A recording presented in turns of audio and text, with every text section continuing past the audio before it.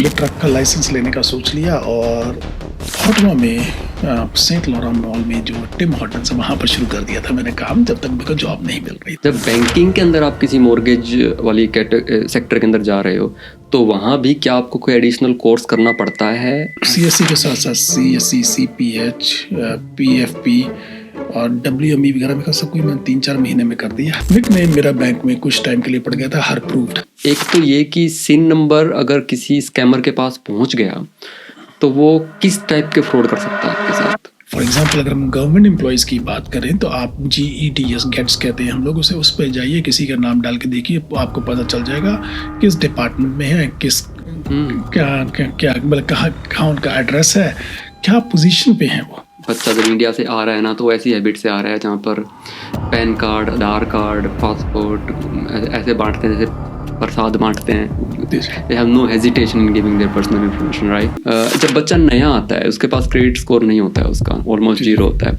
Quickest वे क्या है credit score को पॉजिटिव बनाने का? कुछ लोग जिस बिलीफ से आते हैं, कुछ लोग वो क्रेडिट नहीं लेना चाहते हैं। आजकल ना काफ़ी बच्चों को वापस जाना पड़ रहा है देश छोड़ के, राइट?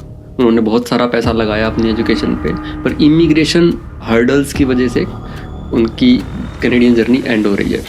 ऐसे केसेस में बहुत सारी ऐसी रील्स हैं जहाँ दिखाया जा रहा है कि बच्चा अपने क्रेडिट को पूरा कंज्यूम कर लेता है, लोन्स वोन्स थोड़े मोटे उठा लेता है and then he move back to their respective country, right? ऐसे केसेस के अंदर क्या कॉन्सिक्वेंसेस झेलने पड़ सकते हैं बच्चों को? उस गाड़ी की पेमेंट 1000, 1200, 1500 बन जाती है, तो 1200 की पेमेंट का मतलब हो सकता है आपको 2 लाख की मॉर्गेज कम मिले। तो कितने टाइम पहले उसको अपनी प्रिपरेशन स्टार्ट कर देनी चाहिए और किस किस तरह की प्रिपरेशंस कर लेनी चाहिए ताकि वो फर्स्ट टाइम जब मॉर्गेज देने जाएगा तो उसको चैलेंजेस ना आए? अगर वो आज के टाइम पे मॉर्गेज एजेंट बनना चाहता है तो विल यू एडवाइज हिम कि ये राइट टाइम है बनने का या नहीं? This is a bad mortgage agent, उसमें क्या कैरेक्टरिस्टिक्स हैं जिसकी वजह से उसको बैड बोल दिया जाता है? तकरीबन 23 साल की इस कैनेडियन जर्नी के अंदर कभी आपको ऐसा कभी कोई पॉइंट आया कि आपको लगा कि I am done, let's go back?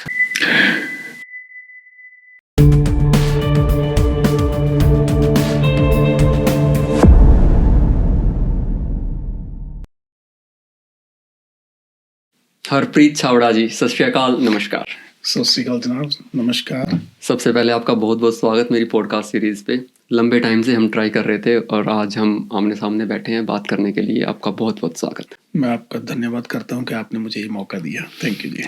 Ji sir, बड़े दिन से जो है ये वाली कन्वर्सेशन काफ़ी गेस्ट से नहीं हुई है, जो इमिग्रेशन जर्नी और जो प्रोफेशनल और लाइफ एक्सपीरियंसेस जो हैं उसके बारे में बात करने का आज बड़ा मन है आपके साथ। आई नो आप काफ़ी पुराने कनाडा में आए हैं, तो सबसे पहला क्वेश्चन मेरा यही रहता है कि आप कब कनाडा आए थे, किस टाइप के वीज़ाज पे आए थे? सर मैं आया था 2002 में, जून 2002 में, और मैं पॉइंट सिस्टम पे आया था यहाँ पर। ओके, तो आप जो हम PR बोलते हैं उसी कैटेगरीज के अंदर आए थे। सर आज के दिन ना इमिग्रेशन इतना एक्साइटमेंट वाला टॉपिक ना हो के थोड़ा सा टेंशन वाला टॉपिक रहता है, क्योंकि बहुत सारे रूल्स चेंज हो गए हैं। तो उस टाइम आप बहुत यंग रहे होगे जब आप आए थे यहाँ, राइट? और तो जनाब अभी भी हूँ, पर आगे बोलिए। मैंने कहा बहुत यंग है, 20s में रहे होगे आप अपनी, राइट? लेट 20s जी। तो आज का जो यूथ है वो भी 20s, मिड 20s में यहाँ आ रहा है, जो वो भी आपने देखा है, और आपका भी आपने वो टाइम देखा है जब आप यहाँ नए नए आए थे। कैसे डिफरेंट फील करते हो उन दोनों चीज़ों को? देखिए, इमिग्रेशन को लेकर उस वक्त 2002 में जो माहौल था उसका काफ़ी, जैसे आपने समराइज किया, कि काफ़ी चेंज आ चुका है। Not only in how you qualify but what it takes to qualify as well. तो but one thing for sure कि एज लॉन्ग एज आप जो बने हुए कायदे बने हुए उन कायदों के साथ चलते हैं तो the process is that it can take a little longer but it's not difficult. So the point here is, as long as you fit into that category and you have credentials to make sure that you fit in उस category में, then it works automatically. Canada is a land of opportunities, जहाँ पर कि आप आइए और आपके लिए दरवाजे खुलते रहते हैं, खुद ब खुद खुलते हैं। जो न्यू इमिग्रेंट है सर, उनको बहुत बार ऐसा लगता है कि ये जो स्टेटमेंट है वो पुराने टाइम पे लागू होती थी, आज के दिन अपॉर्चुनिटीज़ बहुत कम बची है कनाडा में, या उनको ये लगता है कि आप और हम सही टाइम पे आ गए थे, देश से बाहर निकल गए थे, आज के दिन बहुत डिफ़िकल्टीज़ हैं। बट एनीवेज इन सब बातों पे आएंगे। उससे पहले मुझे ये बताइए सर कि आप जब कनाडा आए थे तो क्या विचार था जब आप इंडिया में थे कि आपको विदेश जाना है? देखिए, जैसे आपने कहा कि उन दिनों में एक ड्रीम हुआ करता था हर हर जो बच्चा बड़ा हो गया, पढ़ लिख गया कि मैं भी बाहर चला जाऊं, पता नहीं बाहर जाकर कितनी आसान जिंदगी होगी। That was the dream. तो मेरा वहां पर अच्छा काम था, but still I applied. It took I think 4 या 5 साल लगे मुझे। तो जैसे आपने पूछा कि यहाँ पर आकर मेरा क्या विचार था, विचार तो हर एक यही होता है कि आते सार एक पेड़ लगा होगा, वहां से पत्ते लगे होंगे और तोड़ तोड़ के बस वही नोटों के ऊपर करना है। बट बैक होम कौन सी सिटी से हो सर आप? मैं चंडीगढ़ से जी, ओह, चंडीगढ़। तो उस वहाँ तो वैसे ही बहुत क्रेज था, क्योंकि पंजाब चंडीगढ़ देन जो बेल्ट हरियाणा को लगती है चंडीगढ़ के नज़दीक। सुनने में उस वक्त एक कहावत होती थी कि हर घर से एक लड़का कनाडा और हर घर में एक सफारी, ये खड़ी होनी मैंडेटरी है। बिल्कुल ठीक कह रहे जी आप। हर एक पढ़ा लिखा बच्चा उस वक्त उसको होता था कनाडा या ऑस्ट्रेलिया, उस वक्त इन दो देशों का काफी क्रेज था, तो जाने का हुआ करता था। Canada used to be first choice, again that's my perception, but आपने जैसे कहा कि हर घर से एक बच्चा बाहर जाना चाहिए। जी जी। पहली जॉब क्या थी सर आपकी कनाडा आने के बाद? देखिए, पहली जॉब तो मेरी जो अब मुझे अच्छी तरह ढंग से याद नहीं, पर एक फैक्ट्री में ही थी। ओके। तो तो आप कहाँ लैंड किए थे कनाडा में, कौन सी सिटी में? मैं मॉल्टन मिसिसागा, ओह, जीटीए। ओके, जीटीए में था जी। तो वहाँ पर जैसे कि मुझे गाइड करने के लिए I am very thankful to my नानी मासी, जिन्होंने मुझे जगह दी थी, पर वो बुजुर्ग थे। अच्छा।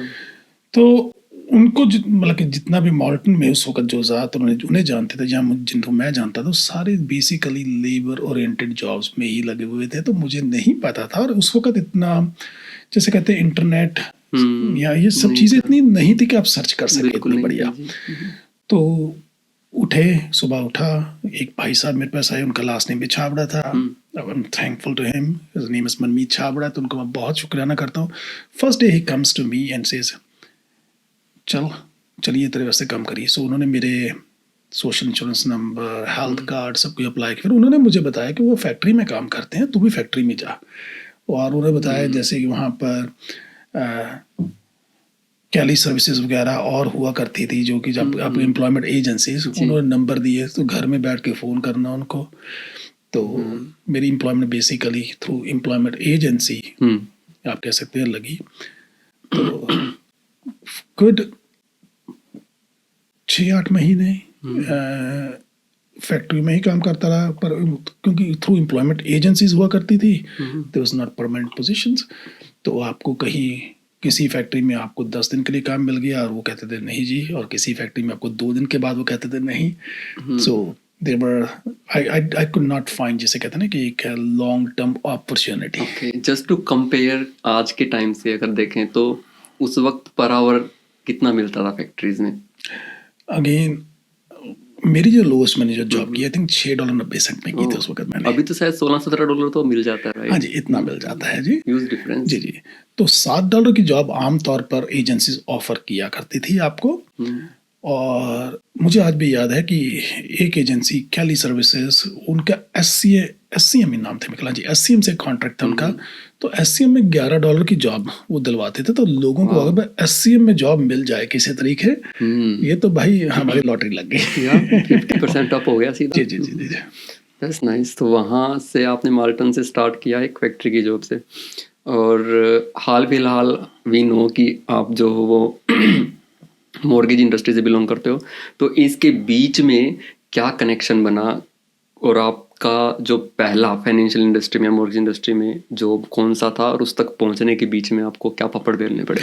चंद्र, this is a very interesting question, because this question gives me both, जो हम होप की बात करते हैं, hope, and also give me trembles as well when I look at कि किस तरह से कई बार अब भगवान किसी डिफरेंट रूप में आकर आपको खुद एक रास्ता दिखा देते हैं।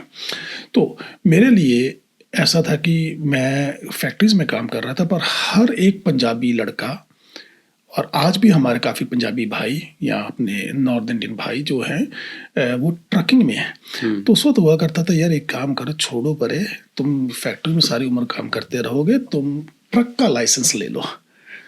तो मैंने भी ट्रक का लाइसेंस लेने का सोच लिया और ऑलमोस्ट पहुंच चला था वहाँ पर।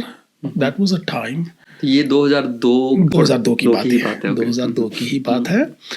तो ये बात होगी मेरे ख्याल अगस्त के आसपास की होगी, जब मैंने लाइसेंस पे काम शुरू कर दिया था। तो मुझे मेरी जो वाइफ है इस वक्त वो मिले। तो उन्होंने मुझे पूछा कि आप पढ़े लिखे हैं पीछे से? मैंने कहा यस, मैंने मास्टर्स किया हुआ है।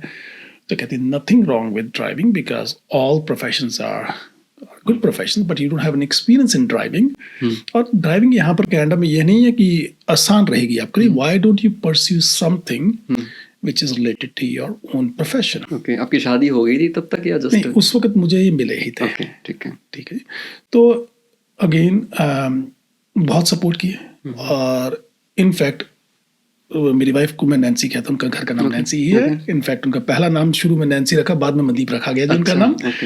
तो नैन्सीज फादर वाज द वन जिन्होंने खुद अपने पैसे से उन्होंने उस वक्त CSC Canadian security service course का उन्होंने पैसे डाल दिए, कहते हैं तुम कोर्स करो। ठीक है। तो फिर मैंने फिर CSC के साथ साथ CSC, CPH, PFP और WME वगैरह में सब कुछ मैंने 3-4 महीने में कर दिया। अरे वाह जी। तो आपका इंडिया में आपने क्या पढ़ाई कर रखी थी फिर? मैंने मास्टर्स इन फाइनेंस किया हुआ है। दैट्स व्हाई वो रिलेट कर गया वहाँ पे। ओके, कहाँ से पास आउट हो सर आप? मैं Punjab university. Very good, nice.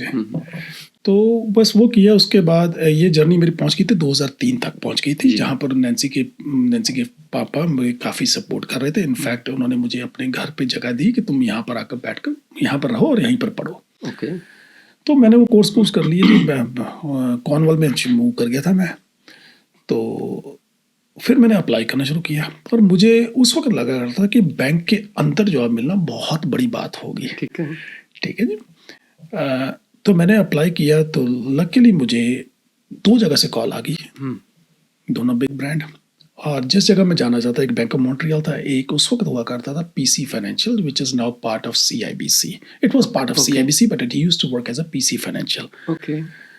तो मेरी चॉइस मेरे दिमाग में था कि मेरे को बैंक ऑफ मॉन्ट्रियल में मिल जाए जॉब, बढ़िया अच्छा है। पर वो जैसे मैंने बताया कि कई बार खुद भगवान आपको रास्ता दिखाता। वो जो बैंक ऑफ मॉन्ट्रियल की जॉब मुझे मिलनी, जो मेरी उम्मीद थी मिलनी चाहिए, वो एंट्री लेवल कस्टमर सर्विस की जॉब थी। ठीक है। पर मुझे भगवान ने शुरू करवाया उससे 2 ऊपर वाली पोजीशन से, पर वो पार्ट टाइम पोजीशन पे शुरू कराया। ओके। कॉर्नवॉल में नहीं, उन्होंने ऑटवा में कर दिया। Okay, nice. तो 29 दिसंबर 2003 मेरी जॉब शुरू हुई CIBC/PC फाइनेंशियल में as a personal banking rep part time. Nice. और वो ओटवा में, यानी कि आप 2002 में या कनाडा आए, 2003 में आप ओटवा आ गए थे एंड तक। हाँ, आप लगा लीजिए। इनफैक्ट जैसे आपको मैंने बताया कि काफ़ी मदद मुझे मिली मेरे इन लॉज से। तो जब मैं कॉर्नवॉल में पढ़ रहा था, कॉर्नवॉल में भी अपॉर्चुनिटीज़ थोड़ी कम थी। तो उस ज़माने में भी मैं ऑटवा में सेंट लॉरेंस मॉल में जो टिम हॉर्टन्स है वहाँ पर शुरू कर दिया था मैंने काम, जब तक मेरे को जॉब नहीं मिल रही थी। Okay, good. तो अप एंड डाउन भी होता था, सब कुछ हुआ करता था। बट अपॉर्चुनिटीज़, जैसे आपने कहा कि आज की डेट में स्टार्टिंग में आपने पूछा कि अपॉर्चुनिटीज़ ये नहीं कि उस वक्त आसान थी, but the point is you need to make sure you have a focus और उसको कोशिश कीजिए। बाकी भगवान है सबके साथ। जी। ठीक है जी। एक बात तो क्लियर है, मतलब कि आज भी अगर कोई नया इमिग्रेंट आता है तो उसको स्टार्टिंग में हम जैसे सर्वाइवल जॉब्स जिनको बोल देते हैं, जैसे टिम होटल्स पे, मैकडीज पे या किसी और अदर रिटेल स्टोर्स के ऊपर, तो पहले भी करना पड़ता था 20-30 साल पहले भी। ऐसा नहीं है कि पहले वालों को सजा के चीज़ें दी गई थी। नहीं, बिल्कुल ठीक कह रहे हैं मेरे भाई आप। इनफैक्ट जैसे मैंने बताया कि मैं टिम हॉटन में जब सुपरवाइजर की जॉब कर रहा था, मुझे लगा again everything was new to me. मैं टिम हॉटन में इंटरव्यू देने गया तो वो कहते तेरे को टिम हॉटन में हम कैशियर की जॉब ही देंगे। मैंने कहा यार ये क्या कह रहे हैं, पर तेरे को सुपरवाइजर की देंगे। अच्छा। मुझे लगा यार कर क्या रहे हैं भाई, मैं कैशियर के लिए आ रहा हूँ आगे और ये सुपरवाइजर, क्योंकि सुपरवाइजर की जॉब में और कैशियर की जॉब में सिर्फ 10 सेंट का फर्क हुआ करता था और सुपरवाइजर के ऊपर सारी रिस्पॉन्सिबिलिटी हुआ करती थी and nobody wanted to take the supervisor job. Okay okay, now it makes sense. फिर हमारा वही मैंने जैसे बताया कि बैंकिंग मैंने 2003 में शुरू की जी। तो आपने CIBC में ही स्टार्ट किया as a personal banking, right? जी जी, part time personal banking rep जी। Okay, that's great. आज के टाइम पे भी जैसे बैंकिंग में कोई बंदा एंटर करता है ना, तो उसको जो बैंक टेलर की जॉब होती है वो मिलती है। और मैंने इसके ऊपर एक पॉडकास्ट भी किया था किसी बैंकर के साथ, तो उनका कहना भी ये था कि अब जब बैंक टेलर की जॉब करते हो ना, तो आप उसी के अंदर ही फंस के रह जाते हो। तब तक आप अपने आप को अपग्रेड नहीं करते, कुछ नए कोर्स नहीं करते, या किसी और जॉब में अंदर अप्लाई नहीं करते हो। तो ऐसे चैलेंजेस आपके पास भी आए? क्योंकि आपको मैं जानता हूँ कि आप अभी बैंकर नहीं हो, आप आगे बढ़ गए उन चीज़ों में। तो CIBC में आज एज ए पर्सनल बैंकर आपने स्टार्ट किया, तो नेक्स्ट स्टेप पे आपने कौन सी डेजिग्नेशन थी उसके ऊपर पहुँचे थे आप? चंद्र जी, जैसे मैंने आपको बताया कि आई गॉट लकी कि मुझे स्टार्टिंग में ही एक इनडायरेक्टली एक मार्गदर्शन मिल गया था कि मुझे CSC बैंक में लगने के लिए आपको CSC करने की ज़रूरत नहीं है टेलर की जॉब के लिए। बट मुझे क्योंकि CSC कर चुका था, विच मीन्स मैं म्यूचुअल फंड्स के लिए लाइसेंस्ड हो सकता था। ओके। तो अगर आप एंट्री लेवल से ऊपर जाना चाहते हैं तो आपको म्यूचुअल फंड लाइसेंस होना पड़ेगा। ठीक है ना, आप उसका mutual fund license not only CSC, there दो कोर्सेज हैं, दोनों में से कोई भी कर सकते हैं। तो once you have that accreditation आप पर्सनल बैंकिंग रैप की तरह शुरू कर सकते हैं। तो मेरे पास वो ऑलरेडी था। तो पार्ट टाइम मैंने शुरू किया 20 घंटे and by April with in 3 months और 4 months मुझे वो फुल टाइम जॉब दे चुके हुए थे। I was exceeding the targets. Again you show कि आप में स्किल सेट है, आप मेहनत कीजिए, दिल से कीजिए, तो रिजल्ट्स अपने आप आ ही जाए। ओके, तो आपने क्योंकि एडिशनल कोर्स किए थे, तो आपको इतनी दिक्कत नहीं हुई आगे बढ़ने में बैंकिंग करियर के अंदर। जी। अब यहाँ एक बड़ा स्पेसिफिक क्वेश्चन है मेरा, वो ये कि क्योंकि मॉर्गेज का जो करियर है उसके लिए ये लाइसेंस प्रोफेशन है एक, इसके लिए कोर्स भी करना पड़ता है, आपको एग्ज़ाम भी देना पड़ता है। जब बैंकिंग के अंदर आप किसी मॉर्गेज वाली सेक्टर के अंदर जा रहे हो, तो वहाँ भी क्या आपको कोई एडिशनल कोर्स करना पड़ता है, या बिना उसके भी आप प्रमोट होके अपनी मेहनत से मॉर्गेज इंडस्ट्री के अंदर एंटर कर सकते हैं? बहुत बढ़िया क्वेश्चन किया जी। आज की डेट में अगेन कल को चेंज हो सकता है। अगर आप बैंक में लगते हैं तो आपको मॉर्गेज एजेंट का कोर्स करने की ज़रूरत नहीं है। ओके, ठीक है जी। तो बैंक के अंदर इनफैक्ट मैं बता रहा हूँ कि जैसे मैं बताया CSC जो हम करते हैं वो सिर्फ म्यूचुअल फंड्स के लिए है। अगर आपको CSC भी नहीं है तो भी आप बैंक के अंदर मॉर्गेज का काम कर सकते हैं, बिकॉज बैंक को आपको इंटरनली ट्रेन करता है। ओके ओके, जी जी। तो मॉर्गेज एजेंट के कोर्स जो है आपका वो सिर्फ मॉर्गेज एजेंट बनने के लिए है outside of the bank. Okay, that's great. तो CIBC में कौन से ईयर में आपने मॉर्गेज का काम स्टार्ट कर दिया था? सर 2003 में पर्सनल बैंकिंग रैप था। तो पर्सनल बैंकिंग रैप का जो है वो सारी पर्सनल बैंकिंग का काम करता है। So investments, deposits, lending which includes mortgages as well. Okay okay. तो जो जब CIBC या कोई भी और भी रिटेल बैंक है जिसकी हम बात करते हैं, उनमें एक मॉर्गेज एडवाइज़र की भी पोस्ट होती है, राइट? काफ़ी लोग मैंने देखा है कि वहाँ से स्पिन आउट होके ही अपनी इंडिपेंडेंट ब्रोकर बनते हैं और बड़े सक्सेसफुल भी रहते हैं, वर्सेस किसका बैंकिंग करियर नहीं है, बैंक के साथ काम नहीं किया है, सीधा कोर्स किया, लाइसेंस लिया और ब्रोकर का काम शुरू कर दिया। तो as a experienced mortgage advisor, how do you see both these scenarios? बहुत बढ़िया क्वेश्चन पूछा आपने जी। एंड मेरा आंसर जो है based on my personal experience होगा। There might be different experiences as well. तो CIBC में जैसे मैंने बताया 2003 में मैंने शुरू किया। 2009 तक मैं ब्रांच चैनल्स में था, जहाँ पर part not dedicated only to mortgages में डेडिकेटेड नहीं था। I was doing everything. My last role at the branch level was senior business advisor, जो कि सेल्स में उसको द हाईएस्ट रोल गिना जाता था on a business banking side. तो जब मैंने मॉर्गेजेस का शुरू किया 2009 में, तो yes I had experience already through the branch channel. But मज़े की बात यह है कि मॉर्गेज एडवाइज़र बनने के लिए, बैंक का मॉर्गेज एडवाइज़र बनने के लिए आपको बैंक की ट्रेनिंग करनी पड़ती है, इंटरनल ट्रेनिंग। उसके लिए ज़रूरी नहीं कि आपका पास्ट एक्सपीरियंस मॉर्गेजेस में हो। 2010-11 की बात है, आई थिंक द टॉप के हमारे CIBC में मॉर्गेज एडवाइजर आए थे, उनका कोई एक्सपीरियंस ऐसा नहीं था, and that person was number 1 in the country, was coming from the sales background. तो सेल्स बैकग्राउंड मीन्स कि उन्हें पता था कि क्लाइंट की क्या ज़रूरत है और उस हिसाब से प्रोडक्ट देना। तो माय पॉइंट इज कि ज़रूरी नहीं है कि आपके पास मॉर्गेज का एक्सपीरियंस ही होगा, only then as long as you know your stuff तो आप मॉर्गेज एडवाइजर बन सकते हैं। और पार्ट 2 की जैसे आपने कहा कि बैंक से आप बाहर जाएंगे उसके बाद mortgage agent, I have seen both things कि मैंने ये भी देखा कि बैंक से बाहर गए और बैंक के अंदर भी मॉर्गेज एजेंट वापस आए हैं बैंक्स में एज अ मॉर्गेज एडवाइजर बनने के लिए। There is no hard and set fast rule कि वहाँ से बैंक से आएंगे तो आप सक्सेसफुल होंगे या बाहर से आएंगे तो आप बैंक में जाकर सक्सेसफुल होंगे। It all depends on how well you understand your clientele. Okay, let me rephrase my question a little bit. I can understand आपका जो आंसर है, बट उसमें मुझे ज़्यादा डिप्लोमेसी नज़र आ रही है, तो I'll go little bit deeper into that. कि इसको ऐसे समझते हैं कि जो मैंने 2 सिनेरियो बनाए वर्सेस करके, तो अगर आप बैंक में काम कर रहे हो और उसके बाद आप स्पिन आउट होकर मॉर्गेज ब्रोकर बनते हो, तो क्या आपके पास कोई 2 या 3 स्पेसिफिक एडवांटेजेस हैं जो दूसरे बंदे के पास नहीं होंगे? देखिए, किसी काम में भी आपने थोड़ा एक्सपीरियंस कर लिया है तो आपको काम तो समझ आ चुका है। बैंक से आप बाहर जा रहे हैं, आपको काम समझ आ चुका हुआ है, पर जैसे ही आप बाहर जाते हैं, analogy I have used many times is, and that applies to me personally when I was working in the bank and I used to think मुझे सब कुछ आ चुका हुआ है, ठीक है जी। और निकनेम मेरा बैंक में कुछ टाइम के लिए पड़ गया था हरप्रूव्ड। अच्छा, जिसे कहते थे कि अगर किसी से नहीं होगा तो हर प्रूव करवा लो मॉर्गेज आप। तो मुझे लगता था कि मुझे काफ़ी समझ आ चुकी हुई है। When I came to the mortgage agent role, मुझे लगा यार ये I came from a small pond where I thought I know everything. I was a fish in a small pond. Now I've been thrown into ocean. मुझे समझ बाद में आया कि यार यहाँ पर तो बहुत कुछ सीखने वाला है। तो एडवांटेज थी, एक बेस बन चुका था क्योंकि सब पॉलिसीज वगैरह ऑलमोस्ट सेम ही होती हैं, ठीक है ना।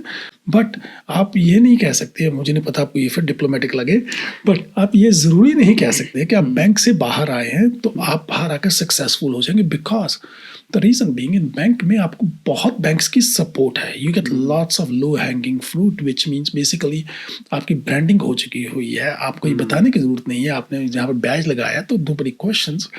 बाहर जाएंगे तो आपको अपनी खुद ब्रांडिंग करनी है। बैंक्स के सारी मार्केटिंग सपोर्ट आपके साथ है, बैंक्स की सारी आपको क्लाइंट सपोर्ट जो आपको मतलब क्लाइंट सोर्स करना पड़ रहा है वो बैंक्स के ऑटोमेटेड सिस्टम है जहाँ पर आप सोर्स है। Yes, you do self sourcing as well, but even if you not good at self sourcing, क्योंकि बैंक्स का जो बना हुआ है उससे लॉट्स ऑफ बिजनेस जनरेट हो सकता है। नेगेटिव, अगर आप उस चीज़ के यूज टू हो जाते हैं सिर्फ, तो आप सिर्फ उसी दायरे में रह जाएंगे कि अगर बैंक का आएगा काम आएगा तो ही कर सकेंगे, तो आलस वाली सिचुएशन है। तो मान लीजिए आप किसी एक्स बैंक के साथ काम कर रहे हैं और थोड़ी देर के लिए वो बैंक जो है अग्रेसिव नहीं है, कंपेटिटिव नहीं है, तो आपका बिजनेस बंद हो गया। तो उनके दोनों चीज़ों के फायदे नुकसान दोनों के हैं। ओके, ये जो आपने बैंक की मार्केटिंग और ये सारा रिसोर्सेज बताया जो आपको मिल जाता है, उससे एक क्वेश्चन और पैदा हो रहा है दिमाग में। मान लो आप बैंक में काम कर रहे हो एज ए मॉर्गेज एडवाइजरी और उसके बाद आप स्पिन आउट होते हो वहाँ से, are you allowed to touch that bank database? उनको आप पर्सनली अपने बिजनेस के लिए कॉन्टैक्ट कर सकते हो, या फिर इज देयर एनी कॉन्ट्रैक्ट कि इतने साल तक बैंक की जॉब छोड़ने तक आप उनको नहीं यूज़ कर सकते? देखिए, बैंक्स विल नॉट वांट कि आप उनकी client, because you are working for them, the client database is theirs. तो जहाँ तक मेरे दिमाग में है, आई थिंक 2 साल आप कांटेक्ट नहीं कर सकते हैं। But if the client calls you and follows you, that's a different story. Okay, तो एक ग्रे एरिया है यहाँ पे बीच में। ग्रे एरिया है, पर उस ग्रे एरिया को अगर आप बहुत ध्यान से देखेंगे तो नॉट रियली ग्रे एरिया। अगर आप ऑनेस्ट हैं तो आपको पता है ये चीज़ मेरी नहीं है, ठीक है। तो पहली चीज़ आपको कहनी चाहिए कि I am no longer with XYZ bank, thank you for the call, if you still want to pursue I can help you. आपने अप्रोच नहीं किया, अब क्लाइंट आपके पास आ रहा है बिकॉज आपकी सर्विस से खुश है वो। गड़बड़ वहाँ होती है कि अगर आपने वहाँ से इंफॉर्मेशन निकाली है और आप प्रोएक्टिवली अप्रोच कर रहे हैं तो वो तो इनडायरेक्टली चोरी है मेरे भाई। Okay great. तो 2003 में, थोड़ा पीछे जाते हैं, 2003 में आपने जॉब स्टार्ट किया बैंकिंग का, और इंडिपेंडेंट जो मॉर्गेज ब्रोकर आप बने या एजेंट आप बने, वो कौन सी ईयर में बने आप? सर इंडिपेंडेंट मॉर्गेज ब्रोकर बना हूं मैं 2019 में। Long career. जी जी। तो 2010 में या 9 में एग्जैक्टली मुझे याद नहीं, मैं मॉर्गेज एडवाइजर बन गया था राइट, सीआईबीसी CIBC में।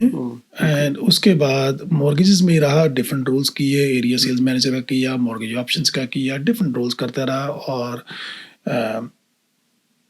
उस मालिक की दया से I was always in top elite. तो बढ़िया राजी वो जर्नी। बैंकिंग में इतना लंबा करियर होने के बाद ना, क्योंकि मैंने देखा है कि लोगों का इंटरेस्ट लूज हो जाता है, उनको लगता है कि शायद ये मेरी नहीं है, क्योंकि बैंकिंग में सुना है कि मनी वाइज ज़्यादा ग्रोथ नहीं है वहाँ, एक बहुत जल्दी सैचुरेशन आ जाता है। तो आपका मोटिवेशन क्या रहा कि 2003 से 19 तक, यानी कि 16 ईयर्स जो थे आप बैंक के साथ जुड़े रहे, और बहुत ज़्यादा चेंज भी नहीं किया आपने, राइट? कपल ऑफ कंपनीज के बीच में आपने काम किया, तो आपका मोटिवेशन क्या रहा बैंकिंग सेक्टर के साथ जुड़े रहने का? जी 2003 से 2019 तक इनफैक्ट चंद्र साहब मैं एक ही बैंक के साथ रहा हूँ, CIBC के साथ रहा हूँ। रोल्स मेरे डिफरेंट रहे हैं, बात दूसरी है।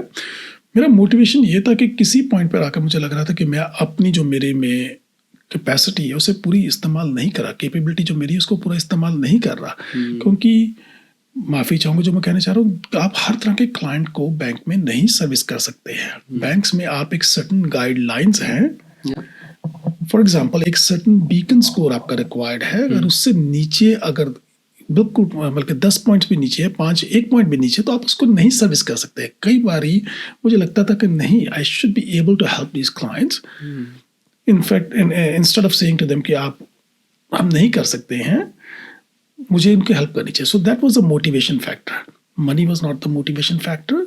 इनफैक्ट जैसे आपने कहा कि सैचुरेशन आ जाती है, सैचुरेशन वाला ऐसा कोई काम नहीं था चंद्र साहब की। इनफैक्ट आज की डेट में भी अगर आप देखेंगे तो mortgage advisors make very good money, some of them make very good money. So money is not always a consideration. It was like I was feeling like मुझे कुछ करना है, डिफरेंट करना है। और एंटरप्रेन्योरशिप जो अंदर थी वो जाग रही थी बार बार कि खुद अपना ही काम करके देखते हैं। So I took a leap of faith in 2019 and thankfully उस मालिक की दया से इट वर्कड वेल। एग्जैक्टली। मैंने आपको सबसे पहले शायद 2020 के स्टार्टिंग में या 2019 के लास्ट में ही आपका नाम सुना था मॉर्गेजेस का, और तभी से ही ये सुना था कि one of the key player in the mortgages.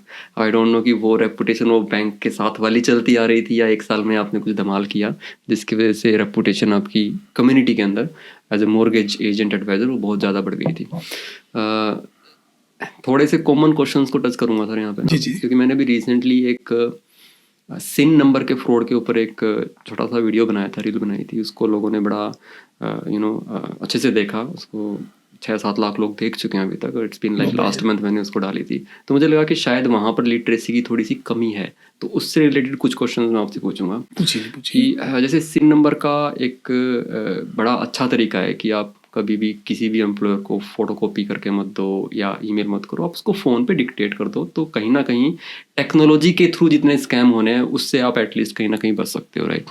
पर यहाँ ना एक क्वेश्चन होता है कि अगर किसी के पास सिन नंबर चला गया, मान लो किसी ने स्कैमर के पास चला भी गया, तो अब इससे बचने का कोई तरीका एज ए कंज्यूमर हमारे पास होता है या नहीं होता है?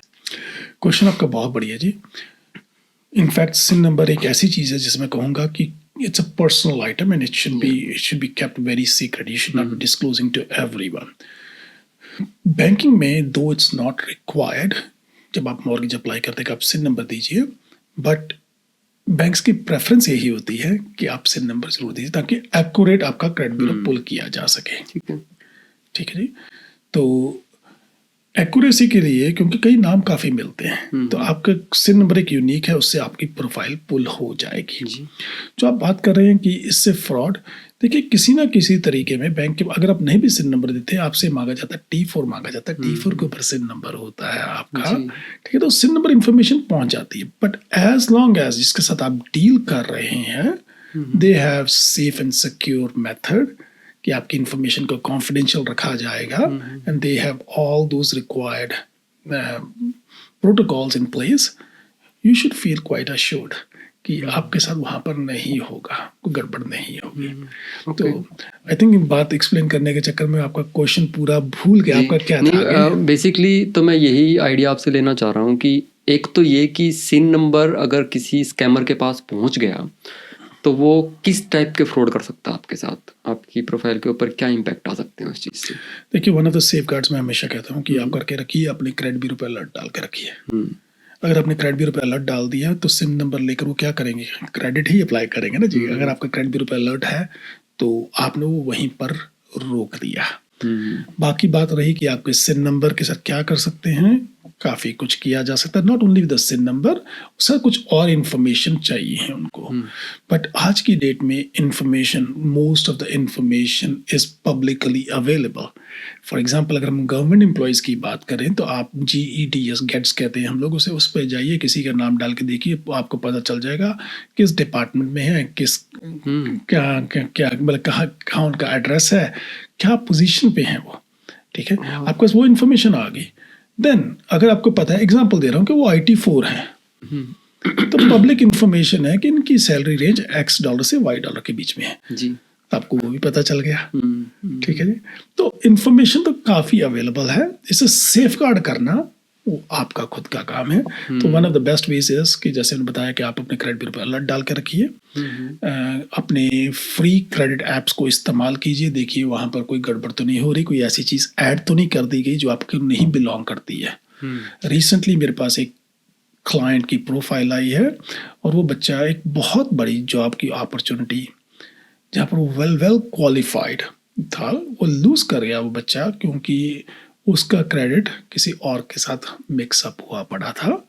एंड जस्ट स्मॉल थिंग्स अगर आप ये करते, मॉनिटर करते अपने क्रेडिट प्रोफाइल को, you can stop lots of scams going on. ये सिन वाला टॉपिक भी बड़ा इंटरेस्टिंग टॉपिक है। आई गेस इसके ऊपर न्यू कमर्स को स्पेशली बहुत ज़्यादा इन्फॉर्मेशन देने की ज़रूरत रहती है, क्योंकि हम ये कंटेंट हिंदी में बना रहे हैं, तो मैं इंडिया को रेफरेंस ले रहा हूँ कि बच्चा जब इंडिया से आ रहा है ना, तो ऐसी हैबिट से आ रहा है जहाँ पर PAN card, Aadhaar card, passport ऐसे बांटते हैं जैसे प्रसाद बांटते हैं। They have no hesitation in giving their personal information, right. तो यहाँ आने के बाद चीज़ें डिफरेंट है, तो उनको ध्यान रखना चाहिए, क्योंकि यू नेवर नो। जैसे एक ये सेगमेंट रहता है कि कोई नया बंदा आता है तो उसका जैसे कार लोन अप्रूव नहीं होता है स्टार्टिंग के अंदर, तो उसको कोसाइनर की ज़रूरत होती है, तो वहाँ बड़े फंस जाते हैं कुछ लोग, भाई किसी का कोसाइनर बना लिया एंड देन वो बच्चा वापस चला गया और उसके पास लोन अभी भी चलता आ रहा है। एनीवेज वो सेगमेंट एक अलग है टॉक का। लेकिन यहाँ जो अगर इन्फॉर्मेशन एजुकेशनल कंटेंट की बात करें तो वहाँ कुछ छोटे छोटे सवाल मैं आपसे पूछूंगा। जब बच्चा नया आता है, उसके पास क्रेडिट स्कोर नहीं होता है, उसका ऑलमोस्ट 0 होता है, क्विकेस्ट वे क्या है क्रेडिट स्कोर को पॉजिटिव बनाने का? सो देखिए, मैं कहूँगा कि आप जाइए अपने बैंक के पास जाइए, जिस बैंक में भी हैं वहाँ पर बैंक्स जो है उनके सबके पास न्यू टू कनाडा प्रोग्राम्स हैं, जिसमें बेसिकली आपको फ्री बैंकिंग दे रहे हैं, काफ़ी पर्क्स दे रहे हैं। तो one of things you should do is you should apply for a credit card. अगर आपका डिक्लाइन भी होता है कोई चक्कर नहीं है, many banks will approve you, क्योंकि अगर आप जा रहे हैं तो ऑलमोस्ट न्यू टू कनाडा में तकरीबन अप्रूव कर देंगे आपको। $1,000 का क्रेडिट कार्ड तो दे देते हैं। जी। तो आपको बेसिकली क्रेडिट हिस्ट्री बनाने के लिए आपको दो के आसपास प्रोडक्ट चाहिए, एक प्रोडक्ट नहीं। आप वाइजली इस्तेमाल कीजिए, आपको जो $1,000 का लिमिट दिया हुआ है, कोशिश कीजिए उसका 50% से ऊपर मत जाइए, 60% से ऊपर तो मतलब मत ही जाइए, तो आपका क्रेडिट बिल्ड होता जाएगा। जैसे आपने 600 इस्तेमाल किया, उसको पे ऑफ कर दीजिए, ठीक है ना। सो 60% लिमिट तक रहिए, उससे ऊपर मत जाइए। अगर आपको जाने की जरूरत पड़ रही है तो मे बी आपकी रिक्वायरमेंट आपकी ज़्यादा है, तो आप बैंक से बात कीजिए, they might increase your limits as well. तो that's the fastest way. Once you have those things in your pocket कि आपकी लाइनअप होगी, आपके पास क्रेडिट कार्ड्स वगैरह हैं, then it's automatic from there, because once the bureau has the information on you that how well you are managing the credit, तो आपकी history तो बननी शुरू हो गई है। अब कुछ लोग जिस बिलीफ से आते हैं, कुछ लोग वो क्रेडिट नहीं लेना चाहते हैं, तो इस कंट्री में बिना क्रेडिट के कई बार काफ़ी चैलेंजेस आ जाते हैं। There are alternate ways we can view credit कि आप क्रेडिटेबल है क्लाइंट के नहीं है, जैसे rent history, utility bill payments and all those things. पर एडवाइजेबल है कि अगर आपने यहाँ पर घर लेना है, गाड़ी लेनी है, कार लेनी है, गाड़ी और कार एक ही बात है, बट अगर आपको कुछ भी लेना है क्रेडिट पे तो एडवाइजेबल है कि आपके पास क्रेडिट हिस्ट्री बनी होनी चाहिए. Credit is not a bad thing, but managing it efficiently is what it takes to make it कि आपके विरुद्ध जा रहा है कि आपके Okay. लिए काम कर रहा है क्रेडिट. कितना डिसेंट ड्यूरेशन है जिसके अंदर वो न्यू कमर वाले उससे निकल जाता है? कितना, 6 महीने, साल, 2 साल, कितना टाइम होता है? देखिए बैंक्स के जो प्रोग्राम्स हैं वो 5 साल तक के लिए कहते हैं न्यू टू कनाडा में कुछ बैंक्स. अच्छा. ठीक है जी. बट जनरली स्पीकिंग अगर आप साल एक लगा चुके हैं, आपको क्रेडिट हिस्ट्री बन चुकी हुई है तो you well settled in the sense कि क्रेडिट हिस्ट्री आपकी है कुछ and you are managing it well. Don't apply for too much credit, unnecessary credit hits मत कीजिए. बस उससे आपका क्या होगा कि आपका स्कोर नीचे जा सकता है. But I am just again saying as a new to Canada आपका क्रेडिट हिस्ट्री बननी जरूरी है. तो स्टार्टिंग में अगर आपके 2 4 5 हिट भी हो गए हैं स्टार्टिंग में, it's not gonna impact you much because it's actually reporting to the bureau कि यू एग्जिस्ट करते हैं वहाँ पर. ओके. कई बार जब बैंक में अकाउंट ओपन करना होता है ना तो उनके बड़े ऑफर चलते हैं कि भाई $300 का कैशबैक या एक आईपैड फ्री दे रहे हैं वो. ऐसे केसेस में बच्चा कई बार अट्रैक्ट होता है और मल्टीपल बैंक्स के साथ बैंक अकाउंट खुलवा लेता है स्टार्टिंग के कुछ टाइम में. Does this also impact their credit in any way? देखिए जहाँ तक मेरी नॉलेज में, again these are my personal views because I have been out of this retail banking for quite a long. जो आप बैंक अकाउंट वगैरह खोलते हैं those are not really hard hits. पर अगर क्रेडिट लेते हैं उसके साथ then it's a hard hit. There are 2 kinds of hits, soft hit and hard hit.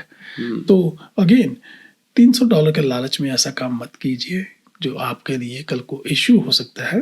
क्योंकि बैंक्स की रिक्वायरमेंट सिर्फ ये नहीं है कि आपको $300 दे देंगे. उनकी रिक्वायरमेंट, उनकी एक्सपेक्टेशन ये है कि आप उनके $300 देने के साथ आप उनके क्लाइंट बन रहे हैं.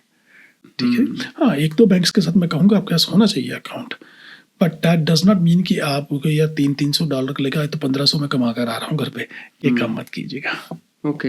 एक लास्ट क्वेश्चन ये न्यू कमर्स वाला लूँगा, उसके बाद हम थोड़ा मूव करेंगे एक्सपीरियंस लोगों तक. I am not pretty sure कि are you the right guy, but आपका पास फाइनेंशियल एक्सपीरियंस काफ़ी है इसलिए मैं उस क्वेश्चन को पूछ रहा हूँ आपसे. आजकल ना काफ़ी बच्चों को वापस जाना पड़ रहा है देश छोड़ के, राइट? उन्होंने बहुत सारा पैसा लगाया अपनी एजुकेशन पे, पर इमिग्रेशन हर्डल्स की वजह से उनकी कैनेडियन जर्नी एंड हो रही है. ऐसे केसेस में बहुत सारी ऐसी रील्स हैं जहाँ दिखाया जा रहा है कि बच्चा अपने क्रेडिट को पूरा कंज्यूम कर लेता है, लोन्स फोन्स थोड़े मोटे उठा लेता है and then he move back to their respective country, right? ऐसे केसेस के अंदर क्या कॉन्सिक्वेंसेस झेलने पड़ सकते हैं बच्चों को? देखिए I am not the right person to answer this, but all I can say is कि अगर आपने क्रेडिट लिया है तो उसको वापस लूट दीजिए. ठीक है. मैं समझ सकता हूँ बच्चों की मजबूरी जो लेकर क्रेडिट लेकर कह रहे हैं कि ओके मैं यहाँ पर 20-25-30 लाख रुपए लेकर आया हूँ तो मुझे कुछ रिकवर करना है. ये मेंटालिटी चलती है. बट आई ऑलवेज से अगर आपने डिसीजन आने से पहले पूरी सोच के साथ लिया होता तो आपको ये ना करना पड़ता. ठीक है. जरूरी नहीं है कि आपको जो एजेंट कह रहे हैं वो ही सच है, सच कुछ और भी हो सकता है. जी. अगर फाइनेंशियल एक्सपेक्ट से देखें तो सुनना है कि आजकल जो क्रेडिट ब्यूरो कंपनीज हैं वो इंटरनेशनली भी डेटा उसको शेयर करती हैं. जैसे इंडिया में भी सिबल जो है वो काफ़ी एक्टिव है, तो प्रोबेबली वहाँ पर भी कुछ ना कुछ कॉम्प्लिकेशंस होंगे. आई फाइंड कोई द रेलिवेंट गाय जिससे क्वेश्चन पूछा जा सके इन द फ्यूचर. थोड़ा आगे बढ़ते हैं. कोई भी इमिग्रेंट नया आता है, अपना पढ़ाई करता है, जॉब करता है, अपनी छोटी फैमिली बनाता है, उसके बाद उसका एक ड्रीम स्टार्ट होता है. कैनेडियन ड्रीम के बाद कैनेडियन होम का ड्रीम उसका स्टार्ट होता है. जी. तो अगर कोई फर्स्ट टाइम होम बायर है, क्योंकि उसका सबसे बड़ा हर्डल मॉर्गेज बनने वाली है. जी. है ना? क्योंकि कमिंग फ्रॉम इंडिया जो डाउन पेमेंट है उसमें कहीं ना कहीं हमारे पेरेंट्स भी थोड़ा बहुत हेल्प कर देते हैं, कुछ सेविंग की होती है, कुछ जॉब करके उसने बना भी ली होती है, तो 5% 7% वो जोड़ भी लेता है. लेकिन mortgage is still a big question. तो कितने टाइम पहले उसको अपनी प्रिपरेशन स्टार्ट कर देनी चाहिए और किस तरह की प्रिपरेशन कर लेनी चाहिए ताकि वो फर्स्ट टाइम जब मॉर्गेज देने जाएगा तो उसको चैलेंजेस ना आए? आपका क्वेश्चन बहुत बढ़िया, but it's very broad question. Okay. इसमें कहूँगा कि it's not one size fits all वाली बात नहीं है इसमें. देखिए बैंक्स देखना चाहेंगे कि आपने सेविंग कैसे की है. तो उनका देखने का तरीका यही है कि वो ज़्यादातर बैंक 3 महीने की बैंक स्टेटमेंट्स आपके मांगते हैं. एंड दे लाइक टू सी कि मान लीजिए अगर आपकी $1,00,000 इनकम है तो यस, अगर आपने 20-25 हज़ार बचाया हुआ है तो इट मेक सेंस. उसी चीज को अगर रिवर्स कर दे, 20-25 हज़ार इनकम और $1,00,000 आपके अकाउंट में, बैंक इज गोना आस्क भाई ये कहाँ से आया है। आपको हो सकता है आप इनहेरिटेंस मिली हो, आपको आपके पेरेंट्स ने गिफ्ट दिया, nothing wrong with that, as long as आप उसका सोर्स बताते हैं और आपको उसको डॉक्यूमेंटेड एविडेंस अगर बैंक मांगता है तो आप दिखा सकते हैं। Gifted money is very common, not only for immigrants but for everyone. Gifted money is very common. Bank क्या देखना चाहता है कि जो आपको गिफ्ट दे रहा है, आजकल तो इनफैक्ट कई बैंक की मांगते भी नहीं कि आप गिफ्टर का हमारे को बैंक स्टेटमेंट दे दीजिए, but they can ask this as well. तो गिफ्टर के पास कैपेसिटी होनी चाहिए, आपके पास आपके अकाउंट में पैसे ट्रांसफर हो जाने चाहिए, दैट्स एक्सेप्टेबल। जैसे आपने कहा कि 5-7%, yes, many first time home buyers, minimum उनको जो रिक्वायरमेंट है 5% की रिक्वायरमेंट तो है, 5 लाख तक के घर की, तो वो तो होनी चाहिए उनके पास। It could be combination of their savings या फैमिली गिफ्ट हो सकता है। तो फैमिली में इमीडिएट फैमिली मेंबर का ही गिफ्ट माना जाता है। Okay okay. तो कुछ ऐसे प्रिकॉशंस हैं जो उनको 6 महीने, 8 महीने, 1 साल पहले ले लेने चाहिए किसी भी अनवांटेड चैलेंज से बचने के लिए। मैं सजेशन ये कहूँगा कि अगर आपने घर लेना आपको पता है तो बड़ी गाड़ी मत ले लीजिए उससे पहले, क्योंकि गाड़ी का आपका ये ना हो कि आपकी इनकम, बिकॉज हर चीज़ जो मॉर्गेज में है इट्स वेरी रेगुलेटेड। खास करके अगर आप लेस देन 20% डाल रहे हैं तो आपके लिए उस बॉक्स में फिट होना ज़रूरी है। उस बॉक्स में है क्या कि बेसिकली आपकी इनकम देखी जाएगी और आपका टोटल डेट देखा जाएगा। तो गाड़ी एक ऐसी चीज़ है कि हम शौक में ले लेते हैं कि यस मेरे दोस्त ने ली, मैं भी निकलवा लेता हूँ, बड़ी अच्छा डील चल रही है। उस गाड़ी की पेमेंट 1000, 1200, 1500 बन जाती है। तो 1200 की पेमेंट का मतलब हो सकता है आपको 2 लाख की मॉर्गेज कम मिले। पहली बात यह कि मेक श्योर आप अपनी जो आपकी लाइफ की प्रेफरेंसेस हैं उन्हें सही तरीके से अलाइन कीजिए। घर पहले, गाड़ी बाद में। Not for everyone but I am saying generally speaking, ठीक है ना। अगर आपको पता है घर भी लेना, गाड़ी आपको आसानी से फिर भी मिल जाएगी। गाड़ी में इतनी वहाँ पर लीनियंसी है। नंबर 2 बात, credit management is very important. अगर आपके पास क्रेडिट कार्ड्स हैं, जैसे मैं बताया उन्हें टाइम पे मिनिमम पेमेंट तो आप करते रहिए, ठीक है जी। अगर आप रेंट पे हैं तो रेंट पेमेंट्स देते रहिए टाइम पे।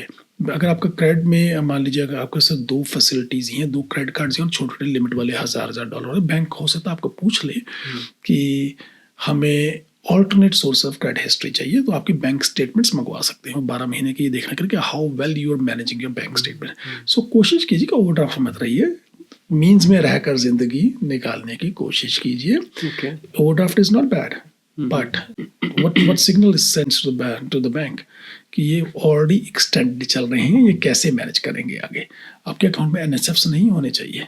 आपकी जो एंट्रीज हैं अकाउंट में, make sure those are all entries you can explain if required by the bank कि ये पैसा कहाँ से आया है।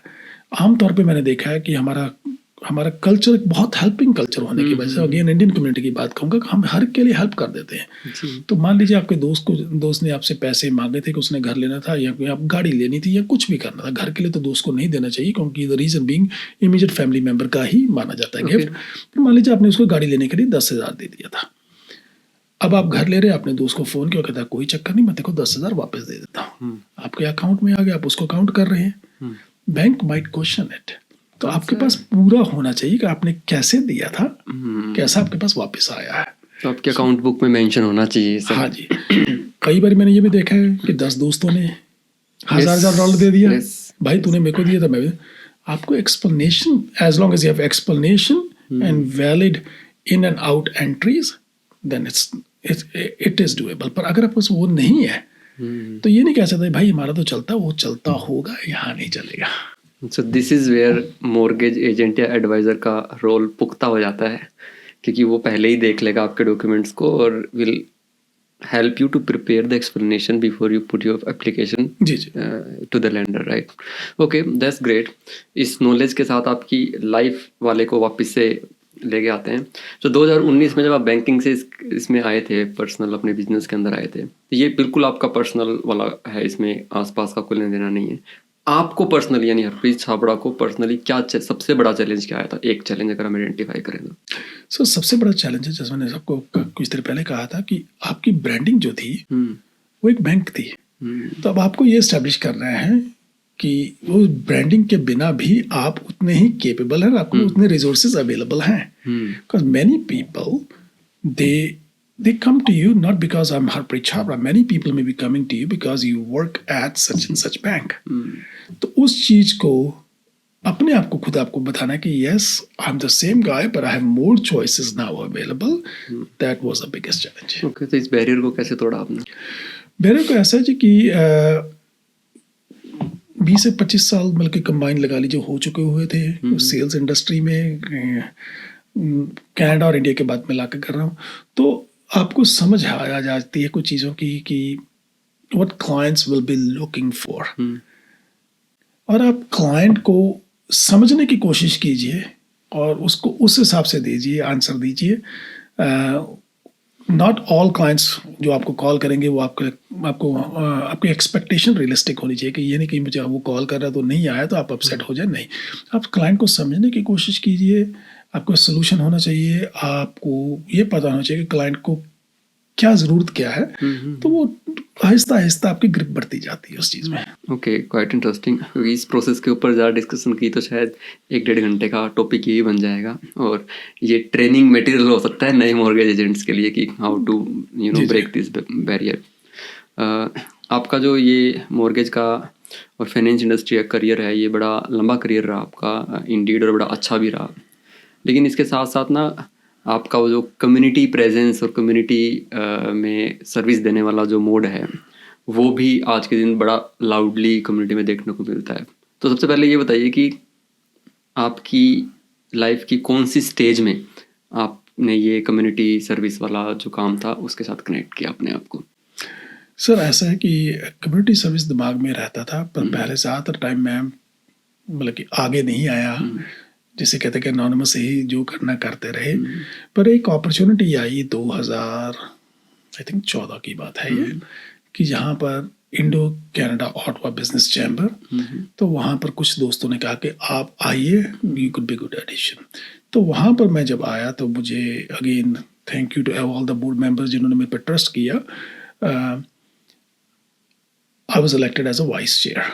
ठीक है, ICOBC राइट? ICOBC में। तो वो वाइस चेयर की पोजीशन में हमारा चेयर, हमारा बोर्ड, हमारा जो मेंबरशिप है, उनसे काफ़ी इंगेजमेंट और एक्सपीरियंस उनके होने की वजह से आई फेल्ट कि yes this is something I can give back to the community. Community को ज़रूरत थी उस वक्त, खास करके बिजनेस कम्युनिटी को ज़रूरत थी एक ऐसी चैम्बर की जहाँ से उन्हें इंफॉर्मेशन मिल सके, कैसे इंडो कनाडा कम्युनिटी की इंडो कनेडियन कम्युनिटी कैसे बिजनेस करे, क्या कर सकती है। So that was a good platform. तो वहाँ से मेरी जर्नी शुरू हुई। तो हमारे चेयर साहब उस वक्त जगदीप प्रहार साहब हुआ करते थे। उनकी लीडरशिप के अंदर काफ़ी कुछ सीखने को मिला, और वो एक सख्त मेंटर है, मैं कहूँगा कि अगर आप उनके साथ काम कर रहे हैं तो काफ़ी कुछ सीखने को मिलेगा, but be prepared, he does not give you leniency. मतलब भट्टी में ईंट पकती है वैसे। भट्टी में ईंट पकती है जी। Okay great. मुझे लगा था कि शायद ICOBC के आप फाउंडिंग मेंबर हो गए। नहीं, मैं फाउंडिंग मेंबर नहीं था सर। तो ICOBC कब फाउंड हुई थी सर? सर मेरे ख्याल ये अगेन 2005-6 की बात है। क्वेश्चन वो पूछ रहे हैं जिनका 100% आपको आंसर नहीं दे सकूंगा। नहीं दैट्स फाइन। एक आइडिया ही मतलब कितना पुराना, क्योंकि आई रिमेंबर कि जो हमारे चंद्र आर्य जी हैं, he was the first life time member of ICOBC। जब उनका इनॉग्रल फंक्शन था उसी में ही उन्होंने सबसे पहली लाइफ टाइम वो ली थी। तो he came to Canada around the same time 2004-5 के आसपास ही आए। चंद्र आर्य साहब हैं जो कि हमारे मेंबर पार्लियामेंट रहे हैं काफ़ी देर के लिए नबीयन से, बहुत अच्छे। उन्होंने CIBC में काम किया। In fact I had opportunity to meet him at the CIBC in a very different capacity. तो आप ठीक कह रहे हैं कि he might be the first life time member, but I to the best of my knowledge ICOBC उनके समय से पहले शुरू हो चुकी थी। Okay great, that's great. नहीं मुझे ध्यान आ रहा है कि मैंने उनके साथ पॉडकास्ट भी किया था, उन्होंने मेंशन किया था कि वो फाइनेंशियल मेंबर हो सकते हैं, कि वो लाइफ टाइम मेंबरशिप की हो, उन्होंने शुरू की हो उन्होंने, but I think ICOBC I'll double check this information again. Okay, तो ये ICOBC में आपने 2014 के आसपास जो किया, उसके बाद अभी आप करंटली ICA जो इंडो कनाडा एसोसिएशन है उसके प्रेसिडेंट भी हो, और आई होप कि अभी आपकी जो टेन्योर है वो आगे भी एक्सटेंड हो जाएगा और हो रहा है। आपने डिफरेंट और कम्युनिटी ऑर्गेनाइजेशंस में काम किया है ना?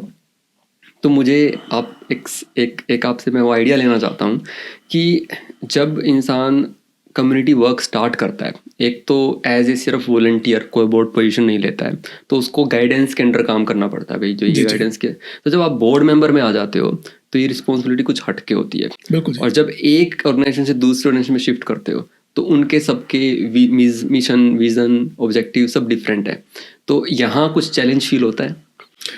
देखिए, ये समझने की बात है कि एक ऑर्गेनाइजेशन का मैंडेट क्या था, आप उस मैंडेट पे काम करते हैं, आपको मैंडेट पहले पता है कि जब आप बोर्ड ज्वाइन करने जा रहे हैं कि ये मैंडेट होगा आपका। सो ICOBC में जैसे मैंने बताया कि वाइस चेयर था, उसके बाद मैं 4 साल चेयर रहा। अनफॉर्चुनेटली ये बात रही कि उस वक्त 4 साल हमारा कोविड टाइम काफ़ी चलता रहा, तो ICOBC में हम वर्चुअली करते रहे काफ़ी चीज़ें। तो but ICOBC again hats off to the membership, उन्होंने उसको पूरी सपोर्ट उस टाइम पे भी की। ICOBC में निकलने के बाद, बिकॉज ICOBC में बेसिकली आप 4 साल से ज़्यादा नहीं रह सकते हैं एज अ चेयर, तो the existing chair becomes advisory chair, तो मुझे एडवाइजरी चेयर बना दिया गया वहाँ पर। And then opportunity came at Indo Canada Association, and मुझे दिमाग में नहीं था कि मैं यहाँ पर आऊँगा, पर कुछ दोस्तों ने कहा कि आपका काम हमने ICOBC में देखा है, तो आप ICA में ज़रूर आइए। तो उन्हीं दोस्तों की कृपा से कहूँ कि उन्हीं दोस्तों के, मुझे नहीं पता कि उनको मैं कृपा कहूँ या ना कहूँ, पर उनका आशीर्वाद मिला। तो ICA में मैं वहाँ पर आया, and again thanks to all the board members जिन्होंने मुझे बहुत अच्छा वेलकम दिया विद ओपन हार्ट। तो मुझे एज अ चेयर मैं वहाँ पर शुरू किया, ये मेरा दूसरा साल चल रहा है। या दैट्स नाइस, क्योंकि रिसेंटली 1-2 साल में जो ICA के इवेंट्स हैं उनका स्टैंडर्ड कुछ ज़्यादा ही हाई हो गया है। That's all because of the board, board member, current board member, including yourself. Okay, अब हम पॉडकास्ट के लगभग लास्ट सेक्शन में एंटर करते हैं, क्योंकि लगभग हम 1 घंटा होने वाला है बातचीत करते हुए। थोड़े से स्टिक बोल लीजिए, या थोड़े से स्ट्रेसफुल से सवाल लेना चाहूँगा, हल्के फुल्के, जो नॉलेज भी देंगे लोगों को, थोड़ी बहुत इस तरह के क्वेश्चंस को टच करेंगे। विल ट्राई कि उनमें से कुछ इन्फॉर्मेशन निकल पाए। आज का जो टाइम है, ये आपका पर्सनल व्यू, आपका एक्सपीरियंस से आंसर रहेंगे, छोटे छोटे आंसर मुझे उनके आपसे रिक्वेस्टेड रहेंगे। आज के टाइम में अगर कोई न्यू कमर है या डिसेंट 2-4-5 साल हो गए हैं, अगर वो आज के टाइम पे मॉर्गेज एजेंट बनना चाहता है, तो विल यू एडवाइज हिम कि ये राइट टाइम है बनने का या नहीं? देखिए, अगेन वेरी गुड क्वेश्चन आपने कहा। आपने क्वेश्चन आप मुझसे थोड़े सख्त वाले पूछेंगे, पर ये मुझे बहुत अच्छा क्वेश्चन लगा आपका। आज की डेट में मैंने ज़्यादातर देखा है कि काफ़ी लोग मोटिवेटेड हैं कि हम साथ में कुछ और कर लें। तो अब mortgage agent is a very good career, ठीक है जी। इस करियर काफ़ी रिवॉर्डिंग भी हो सकता है, but it comes with lots of challenges. Challenges include कि आपके रेगुलेशंस हमेशा चेंज हो रहे हैं, आपका टेक्नोलॉजी चेंज हो रही है, जिसकी वजह से जैसे AI आ रहा है, बैंक्स के चैनल्स हो रहे हैं वगैरह वगैरह, बिल्कुल काफ़ी चैलेंजेस है। तो आप first of all mentally prepare होने चाहिए कि there will be challenges. Number 2, आपका बिजनेस कहाँ से आएगा? You should have a good business plan. जिस भी मॉर्गेज एजेंट को मैं टीम में हायर करता हूँ, मैं कहता हूँ उनके पास कम से कम 5 डिफरेंट तरह के रेफरल सोर्स होने चाहिए। और रेफरल सोर्स को मैं ये नहीं गिनता कि मैं चंद्र को जानता हूँ तो चंद्र मुझे दे देगा, नहीं, चंद्र सबको जानता है, 10 लोगों और को जानता है, तो वो किस किस को बेचारा बिजनेस देगा। तो उनमें आपका मिक्स ऑफ और वन ऑफ कुछ भी हो सकता है, जैसे आप सोशल मीडिया मार्केटिंग कर रहे हैं, आप रियल्टर पार्टनरशिप्स कर रहे हैं, आप गुड लॉयर्स को जानते हैं, आपका कोई अच्छा दोस्त है जो आपको रेफर कर सकता है, ठीक है। तो कुछ ना कुछ मिलाकर ऐसे मिनिमम 5 रेफरल सोर्स आपके होने चाहिए। और रेफरल सोर्स का मतलब ये नहीं, मैंने रिपीट कर रहा हूँ ये बात को, कि ये नहीं कि वो मुझे जानता है तो मेरे को देगा, नहीं। somebody who can send you business। अगर आपके पास वो रेसिपी है, यस, एक्सप्लोर दिस। अगर आपके पास नहीं है तो थोड़ा चैलेंज आएगा। Okay, great. Part time mortgage agent versus full time mortgage agent, क्या राय है आपकी? देखिए, क्वेश्चन आपने बहुत अच्छा फिर दोबारा पूछा है। मैं कहूँगा हमेशा फुल टाइमर तो फुल टाइमर ही है जी, जिसका फुल फोकस यहाँ पर फुल टाइम आपके बिजनेस पे है। Nothing like that. Having said this thing, मेरे पास जब मैंने काम शुरू किया तो स्टार्टिंग में तो मैंने किसी को हायर नहीं किया। जस्ट वांटेड टू सी कि मैं कैसे करूँगा before I to hire anyone. One of the very successful mortgage brokers I had in my team was a part-timer। तो उसने मेरी इस बात की सोच को थोड़ा सा डिफरेंट किया कि ज़रूरी नहीं है कि आपको फुल टाइम ही होना पड़ेगा, आप इसको पार्ट टाइम भी कर सकते हैं, बट आपके पास टाइम होना चाहिए। पार्ट टाइम आपका करियर है, बिकॉज आपको से एक और करियर है, पर इसका मतलब ये नहीं है कि आप नहीं मॉर्गेज काम करें, आप फिर भी कर सकते हैं, पर जितना आप करेंगे डेडिकेशन और डिवोशन आपको देनी पड़ेगी। बिकॉज इस काम में चाहे आप पार्ट टाइम कर रहे हैं, फुल टाइम कर रहे हैं, क्लाइंट तो कभी भी आपको कॉल कर सकता है, आर यू अवेलेबल। आप उनकी ज़रूरत है उसको उस टाइम पे पूरा करने के लिए आप अवेलेबल हैं या नहीं है। ये नहीं होना चाहिए कि क्लाइंट तो आपको क्या आप नाइट जॉब कर रहे हैं, एग्जाम्पल दे रहा, आप सिक्योरिटी की जॉब कर रहे हैं, nothing wrong with security, again please I am just giving this as example.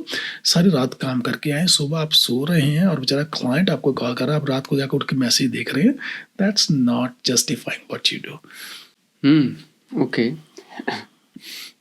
दोनों पलड़ों में आंसर्स आप रख लेते हो, बड़े अच्छे से शब्दों को बुन लेते हो। नहीं सर, मैं आपको शब्दों का इस्तेमाल नहीं कर रहा, मैं आपको फैक्ट्स बता रहा हूँ, बिकॉज मैंने दोनों तरफ देखे हैं। Again I will always say if you are full timer, nothing like that, nothing like, because आपकी डेडिकेशन, मोटिवेशन, आपकी दिमाग आपका हमेशा उसी चीज में जा रहा है। Appreciate part time does not mean कि आप नहीं कर सकते। जी जी जी जी नहीं, सही कह रहे हैं। दो टर्म मैं यूज़ कर रहा हूँ, ऑल्दो पता नहीं गालियाँ पड़ सकती हैं। एक होता है बुरा मॉर्गेज एजेंट, एक होता है अच्छा bad mortgage agent and good mortgage agent.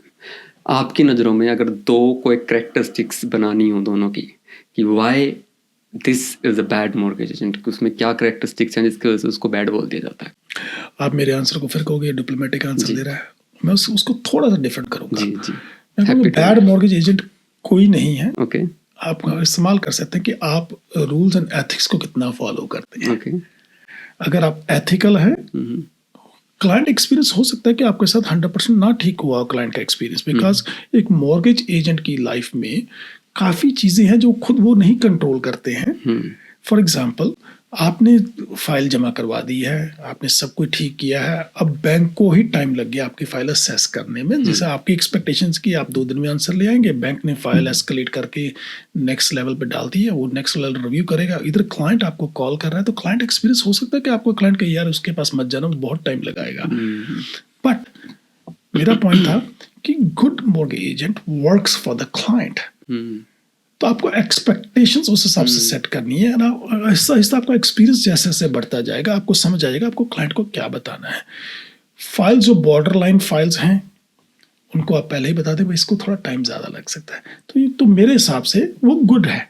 Time लग गया, क्लाइंट को अगर आपने एजुकेट किया कि ये क्यों लग रहा है, तो he is a good mortgage agent. Bad mortgage agent over promises and under deliver. ठीक है, तो क्लाइंट को मत एक सपना दिखा दीजिए। Take time because they are going to take one of the biggest life decisions based on your advice. ठीक है, तो ऐसा सपना मत दिखा दीजिए कि आप काम कर लीजिए हो ही जाएगा, नहीं। ओवर कमिटमेंट अंडर डिलीवरी वाला जो सीन है उससे बचे तो बेटर मॉर्गेज एजेंट हो सकता है। Okay, nice nice, good to know. नहीं, थॉट्स क्लियर है। दैट्स अगर वो इसको अगर सजेशन के तौर पे लिया जाए तो बहुत कुछ सीख सकता है एक नया मॉर्गेज एजेंट, क्योंकि ये बड़ी थिन सी लाइन है। Being a little experience in the same industry, I know कि कहाँ फिसल जाते हैं लोग। और वही थिन लाइन के बारे में आप बात कर रहे हो, जहाँ लोग फिसल जाते हैं। ये तो मैं करवा दूंगा सब कुछ, वो डॉक्यूमेंट आते हैं हाथ में, देन देखते हैं कि भैया ये तो गड़बड़ हो गया काम, है ना। बट एनीवेज, 2 छोटे छोटे सवाल हैं आपके लिए। नंबर 1, आपकी तकरीबन 23 साल की इस कैनेडियन जर्नी के अंदर कभी आपको ऐसा कभी कोई पॉइंट आया कि आपको लगा कि I am done, let's go back? देखिए, हिंदुस्तान तो दिल से कभी भी नहीं गया जी। आज भी जब वापस जाता हूँ तो कई बार दिल करता है यार इस मिट्टी में वापस चले जाएं, चंडीगढ़ की गेड़ियाँ वहीं पर चले जाएं। चंडीगढ़ की गेड़ियाँ क्या, चंडीगढ़ में बहुत कुछ है जी। सिर्फ चंडीगढ़ में नहीं, हमारे हिंदुस्तान, हमारे गुरु पीरों का वो नगरियाँ हैं, वहाँ पर हमारे गुरु पीर रहे हैं, कनेक्टिविटी, आपका कल्चर है, तो वो मन में हमेशा रहा है। बट कनाडा एक ऐसी जगह है जिसने ओपन आर्म के साथ वेलकम किया, आपको अपॉर्चुनिटीज दी, ये किया है। बच्चे मेरे यहाँ पर पढ़ रहे हैं, वाइफ मेरी यहाँ पर वेल सेटल्ड है, तो 100% मन में कभी नहीं बना सका कि मैं वापस जाऊंगा। यहाँ ये मन में ज़रूर है मेरे आज भी कि टाइम लगा तो वहाँ पर जाना बनता है मेरा। Okay, great. एक और क्वेश्चन कि लेट्स एज्यूम कि हमें कोई टाइम मशीन मिल गई है राइट, आपको उसमें बिठा दिया जाए और पीछे भेज दिया जाए, तो आपके पूरे करियर के अंदर कोई एक डिसीजन अगर आपको फ्लिप करना हो, चेंज करना हो, तो क्या होगा वो? सो मेरे को अगर फ्लिप करना हो एक डिसीजन, तो मैं 2019 से जो मैंने किया शुरू किया वो मैं 2002 में कर देता। Wow, smart, nice, okay, great, thank you. ये था सर आज का podcast. Thank you you so जी। Much for your time. कैसा लगा आपको? बहुत बढ़िया जी, थैंक यू सो मच। जी, यू आर मोस्ट वेलकम। और आशा करूँगा कि हम जल्दी ही मॉर्गेज स्पेसिफिक कोई ना कोई एपिसोड को लेके आएँ, जिससे डिटेल में हम बात करेंगे मॉर्गेज के करियर के बारे में, या फिर as a customer, as a client आपको मॉर्गेज की जो इन्फॉर्मेशन मिलती है। ऐसे पॉडकास्ट की सीरीज़ हम जल्दी से दर्शकों के लिए लेके आएँ। एक बार फिर से आपका तहे दिल से शुक्रिया CSA टॉक्स हिंदी का पार्ट बनने के लिए। Thank you so much, Chandraji, CSA Talks. Thank you, and I hope and wish best for CSA Talks. And also, जैसे आपने कहा, anytime if anything you require from my side, I'm available. Thank you so much. So guys, ये था आज का एक और informative podcast, एक ऐसा एपिसोड जिसमें हम आपके लिए लेके आए ओटावा मॉर्गेजेस के ओनर हरप्रीत छाबड़ा जी, जो कि ओटावा यानी कि कनाडा की राजधानी कैपिटल से ऑपरेट करते हैं। One of the very skilled mortgage agent जिनको हम कंसिडर कर सकते हैं। अगर आपको इस पॉडकास्ट में से कोई भी बात अच्छी लगी हो, लर्निंग, नॉलेजफुल लगी हो, तो इस पॉडकास्ट को अपने फ्रेंड्स और फैमिली के साथ शेयर करना मत भूलिएगा।